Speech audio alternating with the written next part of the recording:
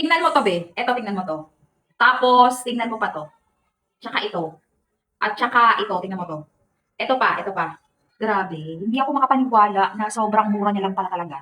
Parang, alam mo yun? Kasi normally, pag bibili ka ng earrings, bibili ka ng necklace, bibili ka ng bracelet, dapat, alam mo yun, mamumroblema ka pang pas. Eto kasi intact na siya. So, package na siya. Parang 300 something lang siya. O baka mas mababa pa. Okay, depende kasi yan.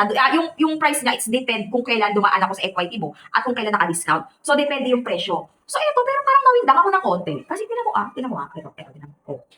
Tapos, ayan pa. Diba? Ang ganda-ganda. Yung nagbigay ng accent sa kanya, yung typical siyang jewelry, earrings, necklace, ring, bracelet, tapos, by pa diamond effect. Grabe, guys.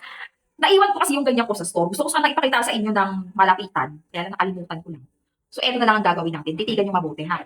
Gagawa ko naman ng video yan. Talagang ididikdik ko sa inyo ng malapitan. So, ngayon habang wala pa, tingnan mo lang muna. Ilagay mo lang sa cart mo. Tingnan mo, be. Tingnan mo nga, ayan, oh. Grabe, na-amaze talaga ako kasi ang ganda-ganda.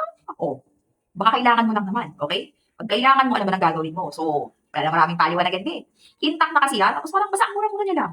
Ito na pala, ang nagustuhan ko kasi sa mismong brand na yan, eto ano, may walang etchos. Highly recommended ko sila. Nagulat lang ako ngayon, bakit meron na silang package? Ibig sabihin set. Meron na silang isang set na ganyan. Dati kasi pa isa-isa, so alam mo yun, mas nakatipid ng konti. Tapos maganda talaga ang quality nila. Hindi yan nagpi-faded. Tarnish kalawang, pwede mo talagang ipang rampa, ipang gora, pawisin ka man. Okay, may allergy ka man, skin friendly sa'yo yan. Try mo na.